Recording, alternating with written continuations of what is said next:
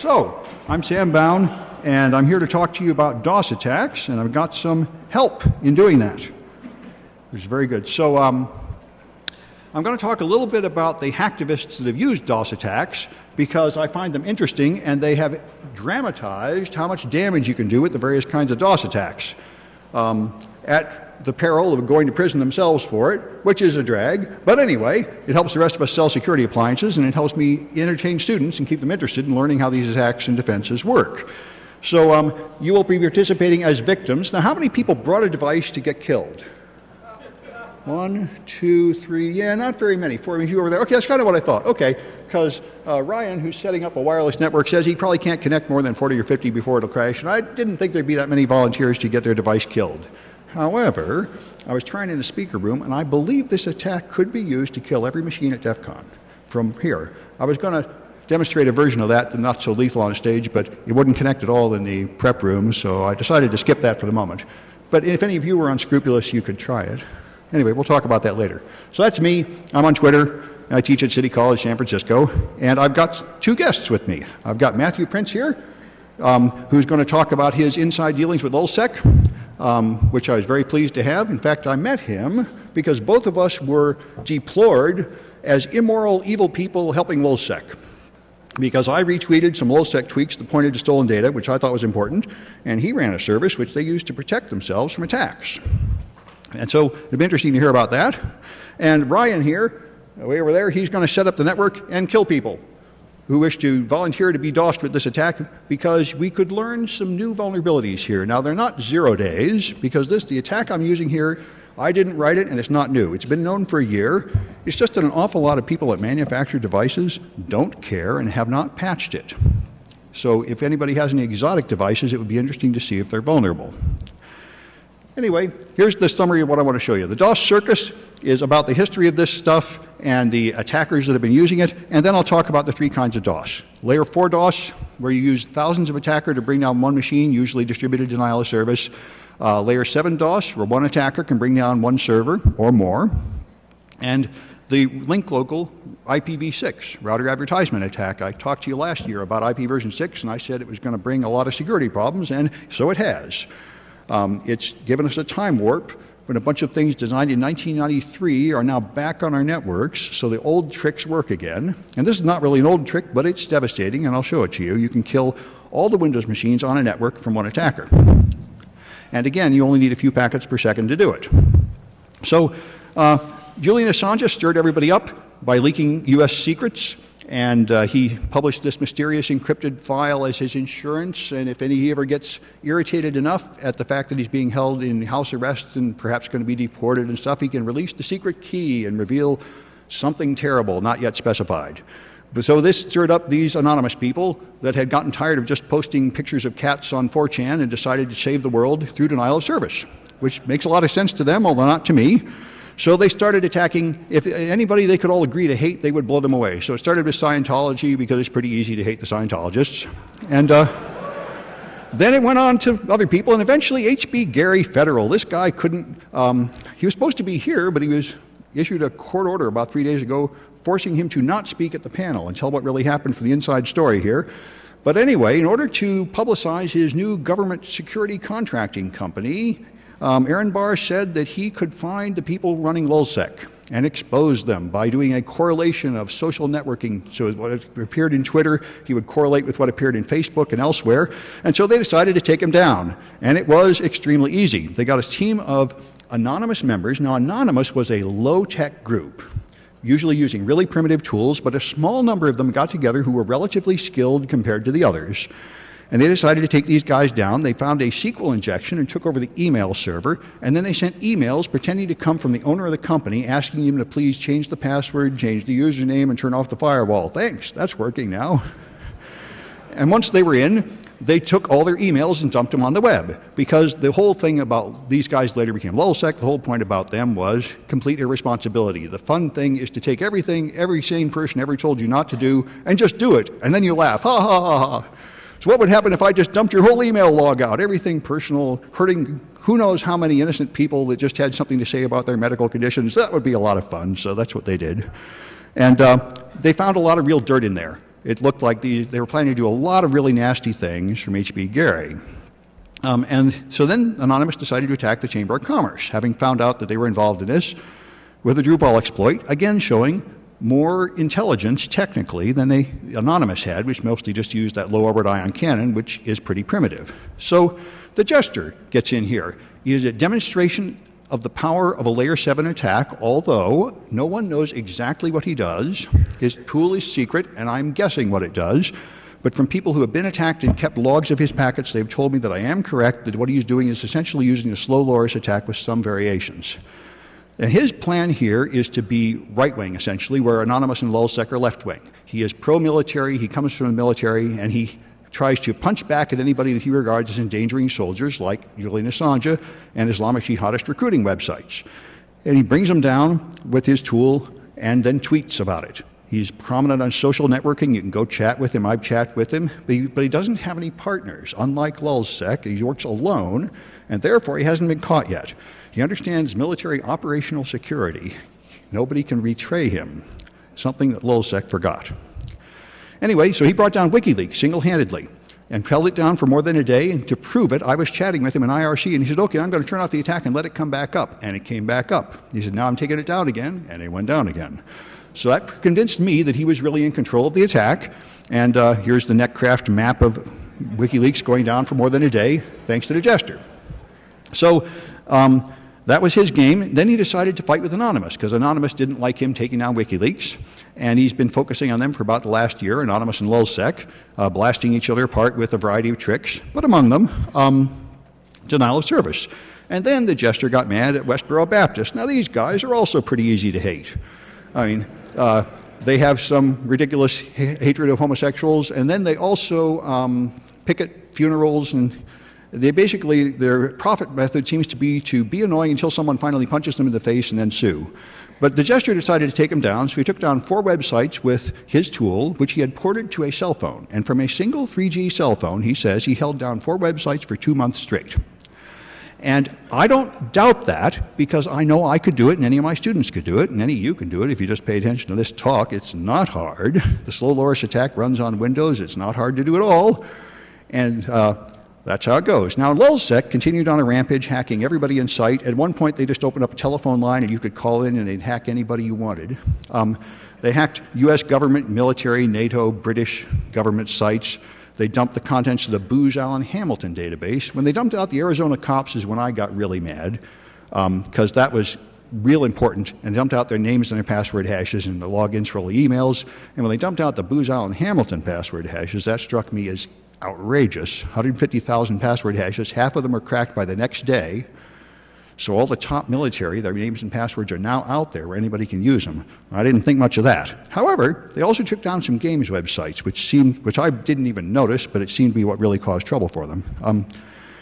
And they put up a website to announce all the stuff they took down and all their stolen data. And then hacked PBS and put up a silly thing. And I was pretty irritated by that too. I said, why would you hack PBS? Come on, guys. Anyway, now they've been caught. Largely, Ryan Cleary was one guy kind of on the periphery of LULz. They caught him in June, and shortly after that they caught T-Flow, who was much more important to LULz, and just a couple days ago they caught Topiary. So they really are just British teenagers, very messed up, hardly left their house, and their attitude of just taking down everything just for fun is it comes from just childish immaturity. You might wonder what makes them do this. They are just young and foolish, is why they think they can just take down every government website and just for fun. Anyway, by the way, they're supposed to be both here. They're both on Twitter claiming to be here. They said they were at the pool yesterday. The Jester said he was here, and Sabu said he was here. I kind of doubt it, but maybe they are. Who knows? Sabu is the main LULz person still at large, and widely assumed to be on the way down because his friends have already been arrested, and this is what always happens. After they get the first one, they will betray all the rest because they don't have much in the way of operational security. Anyway, the technical part of this is you have a layer 4 DDoS is the simplest kind of attack. And this is what was used to take down MasterCard and Visa. They couldn't take down Amazon this way. Anonymous tried this. This is a protest which involves many people. So the reason it does is the tool they use is the low orbit ion cannon, which is just a network stress tester, and it doesn't do much harm. So it takes a lot of people to bring down a website this way. But with the participation of 3,000 or perhaps 30,000 attackers, the number is not entirely clear, they were able to hold down MasterCard for more than a day, and many other sites. And this is the kind of attack that Kaspersky was talking about when they interviewed him a while ago and asked him how many infected machines would it take to bring South Africa off the internet completely. Or I'm not sure it's South Africa, some nation, and he said it would take hundreds of thousands of infected machines to do that. And I know that's false. I know it would take one 3G cell phone. However, he's not thinking of that kind of attack. He's thinking of the layer 4 attacks where it takes thousands of machines to take down one target. And it's really nothing more than just pressing F5 in your browser. F5, F5, F5. If enough people do that, you get the /dot effect. The page goes down. It is an denial of service of a sort. It's just a very weak, primitive one. The more powerful ones, one like the Slowloris attack that Arsenic came up with a couple of years ago, and there were many previous versions of the same thing. Here you do something smarter.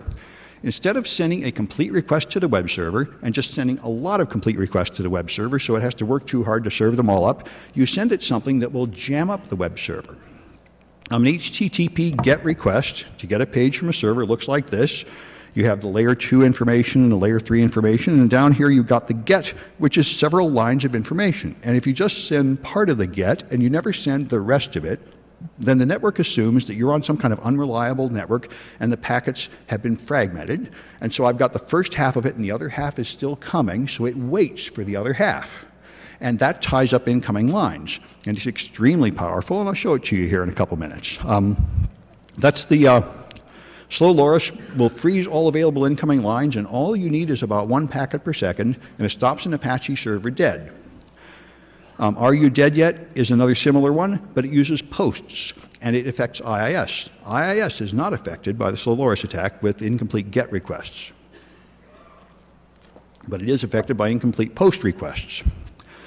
There are other variations of it now. There's one using Keep Alive DOS that works. I tried that, and it's somewhat effective. It's not as powerful as the Slowloris attack, but it's another way to send requests that make the server do a lot of work. The Gestures tool presumably uses one of these principles. He calls it Xerxes. It is a graphical interface. Looks like it runs on Ubuntu Linux to me, but who knows? And then it has this attacker. One important thing about the layer 7 attacks is you can run them through an anonymizer so you don't go to prison. The low-orbit ion cannon does not enjoy this feature because it has to send a lot of traffic from you to the other end. If you try to run it through the Tor network, it'll just choke off your attack, and it'll just bring down the Tor network because it's like a flamethrower. It burns everything between you and the target. But the layer 7 attacks are like a guided missile. It just sends a few packets that do no harm to anything, and when they get to the server, blam, the server becomes unavailable. So you can run it through an anonymizer, which is what he does, which means that not only can they not find out where it's coming from, but they also can't protect from it by any kind of simple firewall rules that search by source address, because all the packets come from different source addresses. Although, if you block all Tor exit nodes, which you should all do, that will stop them from using Tor, and they'd have to use something else, like a botnet of compromised machines to do it, and that would make it a little harder.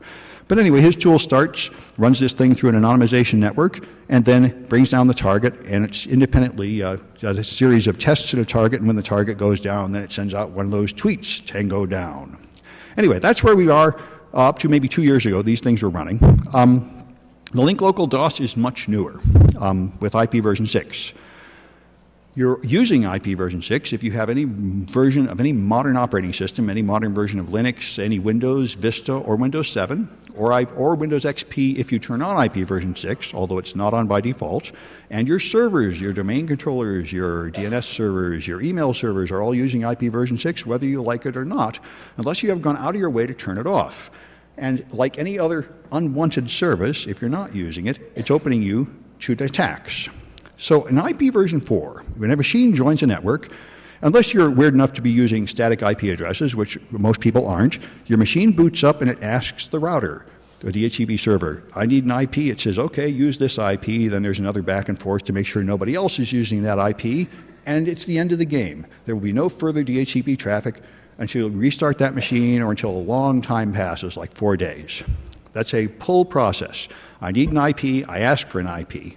But IP version 6 is not normally done in that fashion. IP version 6 is generally, addresses are distributed by router advertisement. So the router pushes out a router advertisement and says, I am the router, everybody stop what you're doing and join my network now. everybody has to stop, make up an address, and join the network. It's a broadcast packet, although the purists will tell me there is no broadcast in IP version 6, but there is something called multicast to all nodes. So the difference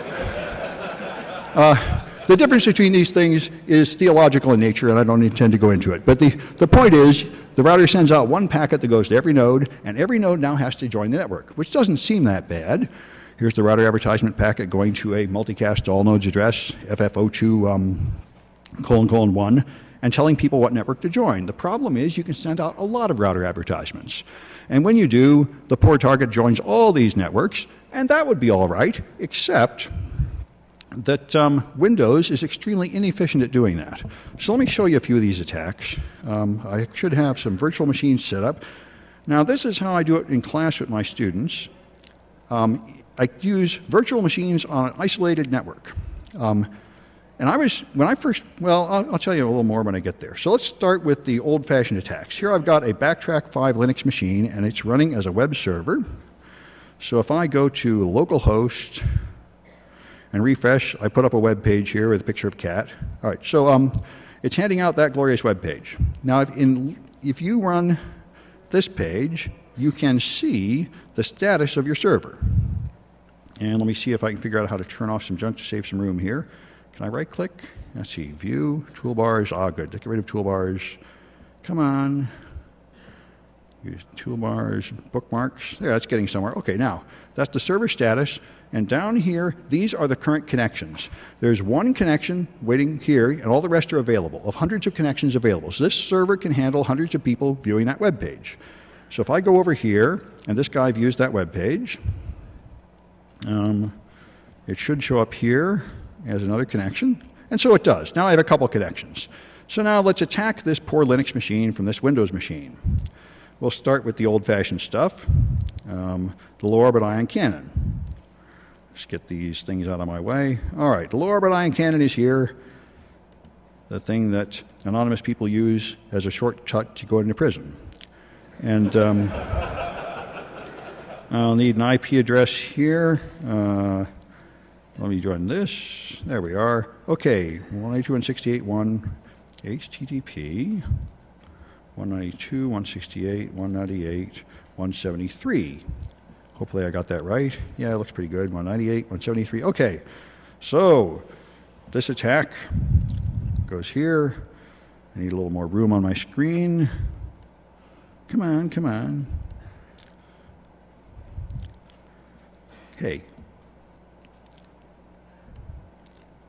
This is Lion. It lets you drag the corner from the middle now, but it doesn't seem to refresh this page in any hurry. Well, that's irritating. Turn to your computer. Well, I don't like virtual machines much, but under these conditions, I'm kind of forced to use them. Seems. Do what? Well, it won't even respond to anything I do right now. This is fairly common. I might have to restart that one. Oh, there, it finally responded, I think. There, that's good. That's right. It's just a little slow. I'm sort of getting used to this. All right, so now I have to lock on until the number appears here. Yeah. There we are. The number appears there, and now I can do different kinds of attacks here. And I would like to scroll down, but I don't see a scroll bar because I'm being hosed here.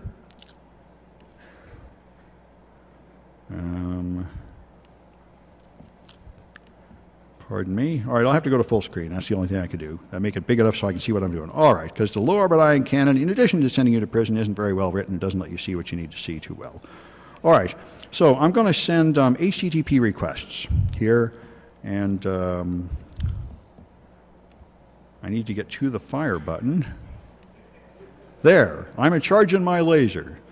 Whoever wrote there. Now it should be there. It's sending stuff, numbers. Okay, it's sending complete requests back to my poor target, which is here. So my poor virtual machine here will now show that people are using up the connections. And there they are. See, it's filling up with a bunch of C's. Now those C's are connections at the web server. It is gradually filling up here, so it's using up all the web server can do. But what it's doing is complete connections. They form a connection, they download that little web page, and then they wait to time out. So this does fill up all the connections and make the web server unavailable, but it does it in a very weak way because each connection terminates normally and then just ends its time normally. So it only ties it up for a couple of seconds. So that's what this one does. Let me get back to my virtual machine, which is here. So, all right, and let's stop that one. That should have stopped it, and get rid of that one. Let's do the Slowloris one, which is much more powerful. And OWASP wrote a Windows version of it, which is really nice. And it's also small enough that I don't need to have such a big window for it. All right, so now I have to put that address in here, 192. Give me a break. I could get it out of here, couldn't I? Yeah, that would be fun. Copy it from there, put it in here. Okay. Now this is going to run that attack. Let me just get this back to normal. Since I'm no longer attacking it, it goes back to normal. Only one connection. There's an extra one there. I don't know what it is, but I'm not worried about it. Now I run that attack. There we go. Now if I refresh this page, you see it's filling up, and it's filling up this time with R's. Those are pending requests. Each one of those will take 400 seconds to time out by default. So you don't need to send very many of them, and it uses up all available incoming lines, and this server is toast. So that's the Slowloris attack, and the HTTP post attack is similar. So it's very powerful and very dangerous, and now it's this easy. And when you stop, it will recover. It recovers pretty fast in this case. I don't know why it's not taking 400 seconds, but maybe the default timing in Apache on Backtrack 5 is different than what I think it is. I'm not quite sure what causes that. But anyway, now that we've shown you how to kill Linux or Windows, let's go the other way with the more powerful attack. Let me clear all this stuff up and set up my poor Windows machine to show you the evil that is about to happen to it. So if I go here and do ipconfig /more or pipe more, you'll see this machine is an ordinary Windows machine. I put on a static address of 2::2 and IP version 6. It's got a IP version 4 address and really not much else going on. Now let me bring up a task manager window because that's the interesting way to see the damage that's going to happen to this machine. Task manager shows the CPU is now at 0%. So let me shove these things over near each other and shove it over to the side. There's my Windows machine just sitting there. Now if I send it some IP version 6 packets here, I'm going to do fake router 6 first. Fake router 6. This is the THC IPv6 attack suite from Van Housen in Europe someplace. And I do that on ETH1. And I'll send it def con. I can't get an N though, but I can get that far of def con. I'm going to send that. Okay, now it's sending some packets, advertising that network. Don't need to wait any longer. All the devices on that network have been commanded to join it. And there it is. It's made an address starting defco. Now this is what's supposed to happen when you add a router in the normal course of events. I add a router, it advertises its prefix, everybody joins, and the game's over. But if I send a flood of unwanted packets at the rate of hundreds per second, ETH1, I'm going to stop it very soon. There. After each dot is 100, I've sent about 1,000. This is now at 100%, and it's just going to sit there at 100% for a long, long time. And,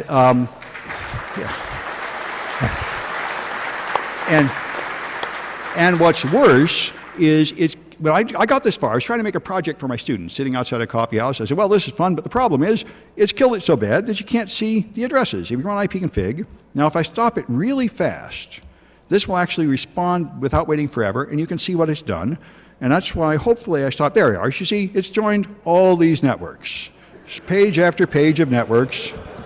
That's what it's doing. And it's still adding more to that list at the rate of about 5 per second. So this is all right. But when I first tried it, I ran it for a while. Nothing seems to happen. Hey, my Windows machine doesn't respond at all. What happened here? I said, well, this is no fun. Students don't learn anything. They can't look at the damage.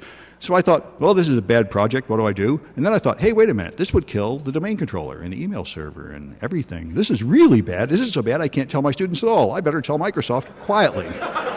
So I sent out a tweet I mean, at first I did this, sent out a tweet saying, hey, this attack hurts Windows 7, not surprising. And then I said, hey, you know, I need a security contact inside Windows. So EdBot and other people on my Twitter feed immediately gave me good people inside Microsoft, and they sent me to the right people, and within 2 days I had an official answer from Microsoft saying, yeah, Van Housen told us about that a year ago, and we don't care. We're not going to do anything about it for current versions of Windows. We do not care that Windows Vista, Windows 7, Windows Server 2003, Windows Server 2008, and XP are all going to die at the drop of a hat. We may put in Windows 8 or Windows 9 or something if we have nothing better to do. I said, fine.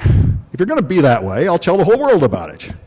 And I gave it to my students for homework, and I said, use an isolated network. Don't kill every machine at the college, because you could kill every machine at the college, including our servers and everything else. And my students did not kill the whole college with it, which is nice of them. Therefore, I'm still working there. I'm not out on the street with a tin cup. And so, anyway, that's the power of that attack. And so let me talk a little bit about defenses. But I think before I do that, I'm going to hand it over to Matthew here. The only thing I want you to do is if you would like to try this. Now, Windows machines are vulnerable to this, and one version of BSD Unix is vulnerable to this attack. Mac OS is not. If you look at my Mac here, ifconfig, it will show, yeah, you see them here. Don't see it. Let's try pipe more. There we are. See here, the Mac got the attack too. The Mac is the host. And as you can see, it joined some of these, those are 2001s, but let's see. It joins, I think those are useless networks. It joined some of those useless networks, but it didn't join them all. Well, I think those might be from DEF CON. But anyway, what you see, if you expose the Mac to it, it joins about the first 10 and no more. It has the sense to ignore all router advertisements after the first 10 for some period of time, which is a pretty good defense. And that's what I think Microsoft should do in Windows, but they are not interested in my opinion. Cisco patched it, Juniper didn't. But anyway, if you have any devices to test, Ryan's going to set up a network there and kill anybody that wants to join it. And if you want to participate in this, here's how you do it. There. You join a network called Do Not Use. And it's WPA2 encrypted, and the password is Do Not Use. So if you join that network, he'll see how many people joins and then run this attack and kill you. And if it kills you, it's interesting because other devices are vulnerable besides Windows and BSD. And if you have, some people said they were going to bring interesting devices here. Any device that networks may be vulnerable to this, and I would like to know, and I'd like you to go to the question room afterwards and tell me so we can inform the vendor and get stuff patched, because I think a bunch of people are vulnerable to this and they don't know. But anyway, let me hand it over to you. You can tell them your story about LULz, and then I'll come back and talk about defenses if we have time left. Your stuff should be on the desktop. Let me dig down to it. Hey, Sam? Yeah? Is it do not use or do not connect? Is it do not use or do not connect, Ryan? Do not connect. Oh, do not connect. Okay. Thank you. Okay.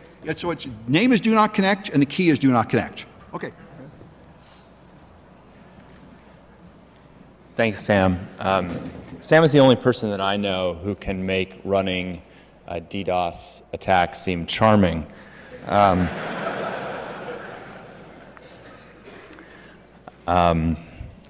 So my name is Matthew Prince, and I know Sam. We both live in San Francisco, and we both got sort of dragged into the LULz security kerfuffle reluctantly. And so I'm going to tell you the story of how I got dragged into it and talk to you about some of the DDoS attacks that we saw during the 23 days that they were active, and then what we did to stop them. So on June 2nd, at about 4:54 p.m. Greenwich Mean Time, the LULz security Twitter account announced that they had finally gotten around to actually making a web page. What was pretty amazing was that within about 15 minutes, that web page was knocked offline by a fairly significant denial of service attack. I don't know the details of this particular attack because we hadn't been involved yet.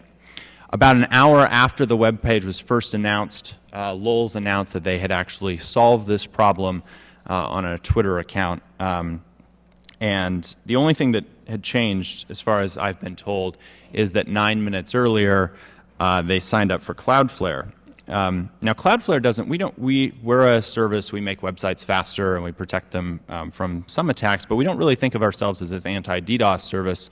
So it was somewhat of a surprise for the LULz security people to do that. It was even more of a surprise when an hour later, LULz security sent out a message to me saying, "Hey, we love your service so much. Can we exchange rum for a free pro account?" I had no idea who LULz security was at this point, and so I tweeted back a tweet which my legal counsel has since told me to remove, which said, "It depends on how many cases and how good the rum is." They never sent the rum, and we never gave them a pro account, but Cloudflare is free, and thousands of sites sign up for it every single day, and we typically don't have problems with them. These guys we had some more issues with. And so over the course of the next 23 days, they wreaked mayhem in lots of different ways, and finally on June 25th, they called it quits. And what was interesting is that the way Cloudflare works, we're a reverse proxy, right? So all of the traffic which goes to LULz security passes through our network first, which has two significant effects. The first is anyone who attacks LULz security was attacking us, so that was amusing. And then secondly, it meant that LULz security was actually able to hide where their origin was, where they were actually hosting from. And that's a side effect of how our system is designed, but it was one that they used to great effect. Sam actually contacted me a little while ago. He said he was going to do a talk on DDoS, and we sort of talked about the experience, and he said, would I be willing to share some information about it? And again, we have legal counsel, and we're a real company, and we have a privacy policy, and even if you're an internationally wanted cyber criminal, we try to respect the privacy policy. And so I wrote the following email. There's a little bit more to it. To the email account that we had on file for LULz security on July 2nd, right after they had called it quits, saying, "Hey, I've been invited to talk about this at DEF CON. Would you mind?" And I didn't hear anything for quite some time. And then 11 days later, someone by the name of Jack Sparrow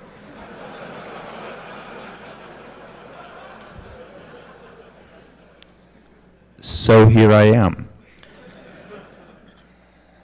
So I can talk about some things. I can't talk about anything, everything. I can talk about things writ large. I can talk about how they affected us. I don't want to get the hosts necessarily that they were using in trouble, so I'm not going to be revealing their exact IP addresses. But let me tell you a little bit more about what happened over those 23 days. So this is the actual traffic to LULz Security's website. Over those 23 days, they received a little over 18 million page views as people went to that site. You can see it peaked early, and then it's trailed off since then. The website is still actually on Cloudflare, although the website behind it has been taken down. So if you go to it today, you'll see an Apache configuration page. I don't know what they have planned next. What's interesting is that we can actually look at what is just the attack traffic and break that down. And I'd say that this attack traffic up until the spike, kind of in the middle there, was almost just background noise. It was not something that we were particularly concerned with. And in fact, what I say on a slide in a couple of seconds is that the 3 weeks that LULz security were on Cloudflare was actually 3 of the quietest weeks for denial of service attacks that we had seen, which is strange because a lot of people were saying that they were attacking them. There was this one spike in the center, but that seems to have been caused by a couple of very distinct events that they engaged in, and I'll talk about what that is, and then I'll talk about exactly what the sort of attacks that we saw against LULz and what we did to defend ourselves, and then the ones that were sort of annoying to us. So one thing that was particularly interesting, this is on June 25th, this is the jester. I don't know who the jester is. Sam Sam's given me some background. He publishes a web page. He spent a huge amount of time trying to figure out what the backing, where the LULz security site was hacked, and he proudly pronounced what has become gospel, which was that www.lulzsecurity.com was at 204.197.240.133, and lulzsecurity.com was at 111.90.139.55. I know where the site was on June 25th, and I will tell you it wasn't there at all. In fact, they used 7 different hosts over the course of 23 days. The original host was in Montreal, Canada. They were briefly in Malaysia, but it was in early June. That's the 111 address that's accurate. I don't know where the other address comes from. Most of the hosts that they used were actually US-based hosts, including one large host that specifically specializes in DDoS mitigation. Ultimately, they're using German hosting, and that's where they still are today. One thing that was interesting was that a lot of people claimed that they had found some way to knock LULz security offline, and they posted pictures online. This is actually a service that we offer at Cloudflare, which is if your back-end origin server goes down, then we'll actually show a cached version of this, and we put an orange bar across the top that says you're viewing a cached version, sort of like if you view as cache in Google. What's interesting is that while a lot of the world was claiming that they had done this, what I think actually must have happened is that the LULz security guys got kicked off their host, because for a brief period of time, for about a 36-hour period, what they did was they actually pointed their IP address at 2.2.2.2, which is an invalid, there's no host, there's no web server running there. I think they just picked a random IP address. And what that did was it caused our system to kick into the always online mode. That actually caused that cache version to exist for a limited period of time until that cache expired. At that point, they pointed it back to a host for a short amount of time, then pointed it back to a fake address to get it up. I am not aware of any person or any time when the LULz security site was actually knocked offline, in spite of the fact that a lot of people were trying to do that. On the other hand, they knocked a lot of people offline, which was interesting to watch. A lot of the attacks that we saw, again, as I said, we were really surprised. We had everyone on high alert. We were watching for big attacks to come in, and the attacks that we saw were generally actually significantly less than we would have expected. Pissing off the hackers that populate Twitter is not nearly as dangerous as pissing off the Chinese cyber mafia or the Eastern European cyber mafia or people that run really big extortion attacks. They run big DDoSes. These guys, they run, they're clever, but it's not the same league. We saw some layer 7 attacks that were relatively harmless, while Slowloris and some of those tools are interesting to attack an individual web server. Cloudflare was specifically designed not only to stop layer 7 attacks dead, but we actually then record all the IP addresses that are committing those attacks, which just makes it, it's actually, we actually are happy when people attack us over layer 7. The more annoying attacks for us are the layer 3, layer 4 DDoS attacks that we see. But we run a network which is an anycasted network. And what that means is that we have a bunch of machines, hundreds and hundreds and hundreds of machines running in 14 different data centers all around the world, listening on the same IP address. So that tends to take distributed denial of service attacks or high volume attacks and spread them out over a very large surface area, which makes it much more difficult to launch something like that against us. What is more interesting, though, what the annoying attacks that hurt us were a couple of different things.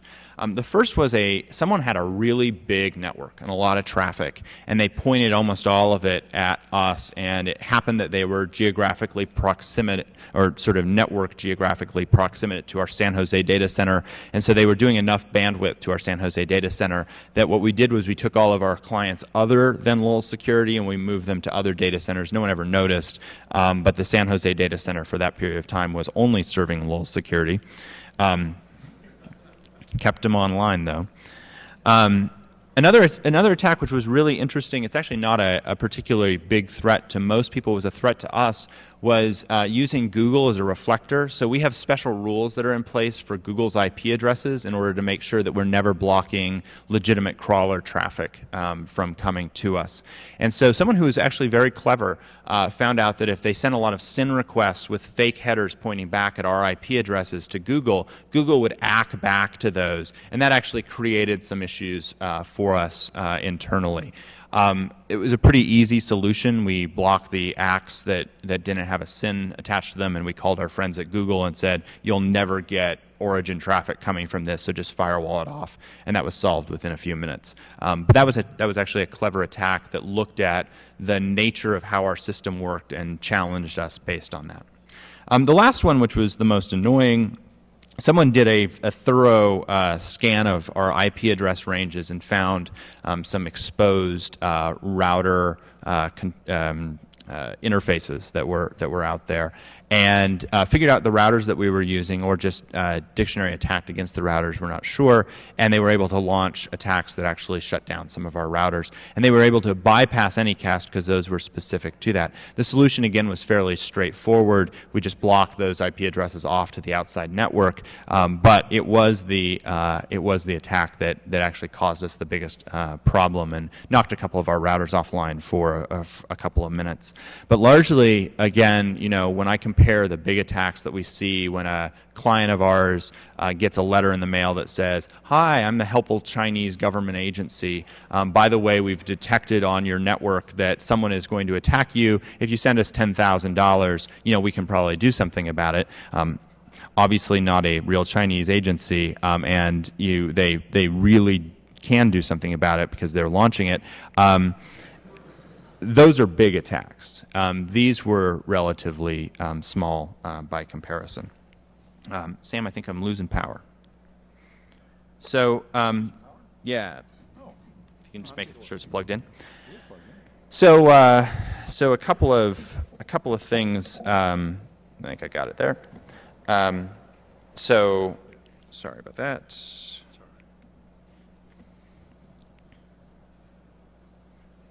So a couple of things that were interesting. The first was, again, when the Jester and all those guys were attacking, that's that sort of background noise pattern. What really started to, it seems, trigger pissing people off was when the LULz security guys went after Minecraft. And that was the real spike in traffic, and then the drop back off in traffic was caused when they stopped attacking Minecraft. In fact, internally in our office, the biggest debates were in terms of whether we should drop them off our network or not, came from the Minecraft aficionados who said, you're now causing me pain, and that's not cool. So I guess the lesson is that if you're going to launch DDoSes against people indiscriminately, don't pick on Minecraft.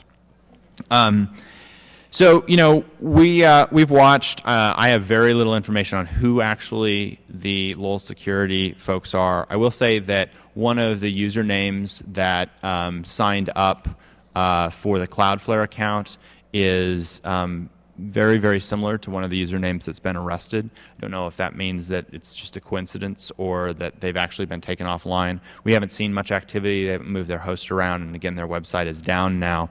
But it was an interesting 23 days watching kind of the attacks, and as all the world tried to take them down, seeing how we could help keep it up, for better or worse. So if this is of any interest to you, I'm East Dakota on Twitter, and we're Cloudflare. So thanks for having me.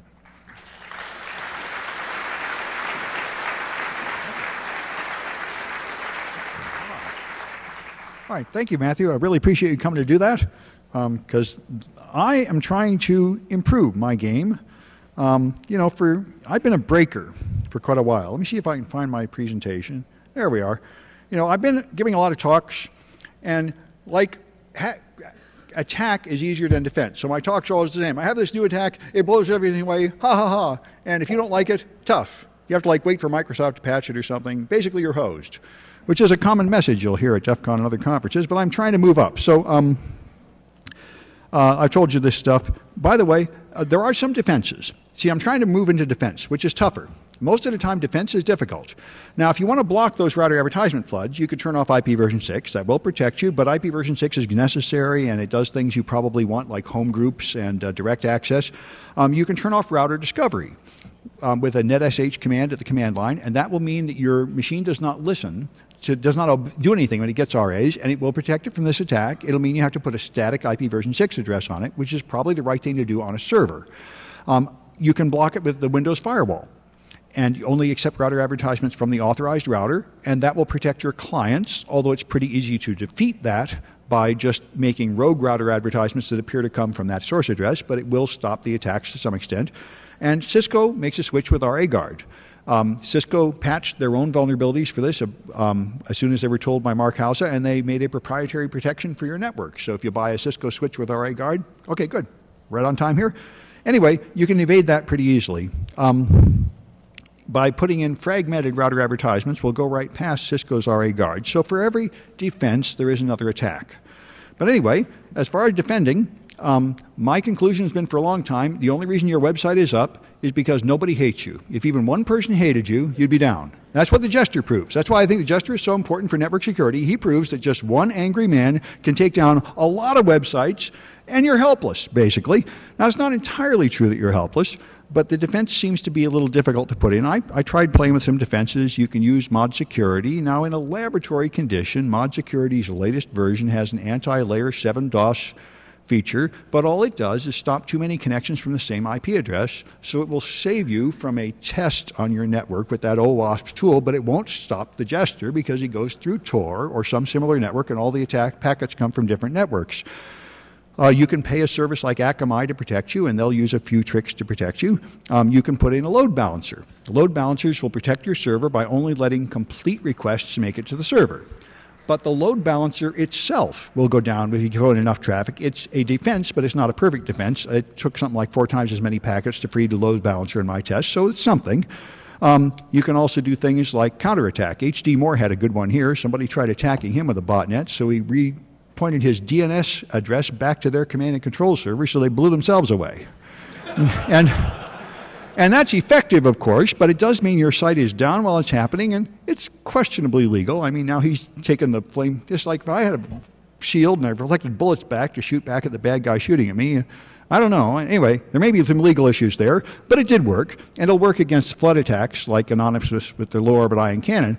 But I was very pleased to observe Cloudflare here, because I've had the same talk I give everywhere. There's this horrible attack, there's not much you can do, and now I'm contacting people out of the blue that have vulnerabilities exposed on Pastebin to try to get them to fix their stuff, and they're typically small businesses that don't know much, that don't have any security team, and I can't tell them to purchase and implement a extra server to protect your server, but what I could tell them to do is just use Cloudflare, which is a free service, and that's not too hard to do, and it really will protect you, and I was very pleased to observe that it really stopped the Jester. The Jester really wants to take him down, and he really can't.